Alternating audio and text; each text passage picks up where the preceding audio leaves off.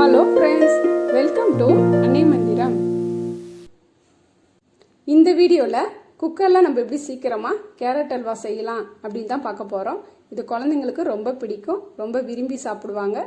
வாங்க வீடியோக்கு போய் நம்ம எப்படி பண்ணலான்னு பார்க்கலாம். 4 கப் துருவின கேரட்டு. எந்த கப்பால் நீங்கள் கேரட் எடுத்துக்கிறீங்களோ அதே கப்பால் பால் சுகரும் எடுத்துக்கணும். 3 கப்பு காய்க்காத திக்கான பால் எடுத்துக்கணும். 3/4 கப்பு சுகர் போதும். நாங்கள் வீட்டில் சுகர் அதிகமாக சாப்பிட்றனால நான் 1 கப்பு போட்டிருக்கேன்.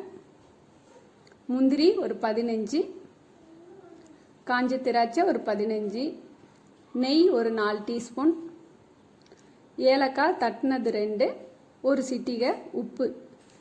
எந்த ஸ்வீட் செஞ்சாலும் நம்ம ஒரு சிட்டிகை உப்பு சேர்த்துக்கிட்டோன்னா அந்த ஸ்வீட்டை தூக்கி கொடுக்கும்.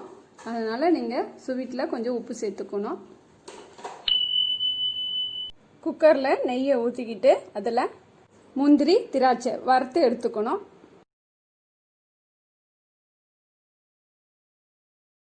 அதே குக்கரில் ஒரு டீஸ்பூன் நெய் எக்ஸ்ட்ரா சேர்த்துட்டு நம்ம துருவின கேரட்டை அதில் போட்டு கேரட்டுடைய பச்சை வாசனை போகிற வரைக்கும் நம்ம அதை நல்லா வதக்கணும். நம்ம குக்கர்லேயே இந்த அல்வா பண்ணுறதுனால கேரட்டு சீக்கிரமாக வெந்துடும். அதனால் கேரட்டுடைய பச்சை வாசனை போகிற வரைக்கும் நல்லா வதக்கி எடுத்துக்கோங்க. இப்போ கேரட்டுடைய பச்சை வாசனை எல்லாம் போயிடுச்சு. அதில் இப்போ நம்ம பாலும் சுகரையும் ஆட் பண்ணி நல்லா மிக்ஸ் பண்ணி விடணும். பால் மட்டும் நல்லா திக்கான பாலாக எடுத்துக்கோங்க. சுகர் உங்கள் விருப்பத்துக்கு தகுந்த மாதிரி போட்டுக்கணும். இது கொஞ்சம் ஸ்வீட் அதிகமாக இருக்கும். 1 கப் சுகர் எடுத்துருக்காங்க இல்லையா, அது நல்லா ஸ்வீட்டாக இருக்கும். நல்லா மிக்ஸ் பண்ணி விட்டுட்டு பால் நல்லா காஞ்சி வரும். அது வரைக்கும் நம்ம இதை நல்லா கிண்டி விட்டுட்டே இருக்குங்க. இப்போ பால் காஞ்சி ஆடையாக வரும், அதையும் நல்லா நம்ம கிண்டி விடணும். இப்போ இதில் ஏலக்காவும் உப்பையும் ஆட் பண்ணிக்கணும்.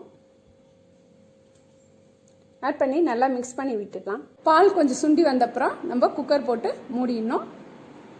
இப்போ குக்கரில் வச்சுட்டு 2 விசில் வந்தோடனே நம்ம இதை ஆஃப் பண்ணிடலாம். மிதமான தீயிலே இருக்கட்டும்.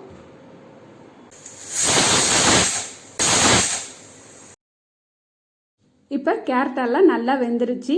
இந்த பால் மட்டும் கொஞ்சம் இருக்குது. அது வத்துற வரைக்கும் நீங்கள் ஸ்டவ்வை ஹை ஃப்ளேமில் வச்சு குக் பண்ணிக்கணும். பாருங்கள், பாலெல்லாம் நல்லா வத்திருச்சு. இப்போ நம்ம இதில் வறுத்த முந்திரியும் காஞ்ச திராட்சையும் சேர்த்துக்கலாம்.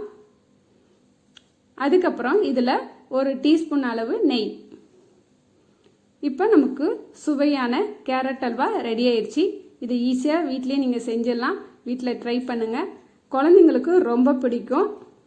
நீங்கள் சுகருக்கு பதிலாக நாட்டு சர்க்கரையை கூட சேர்த்து இதை செய்யலாம்.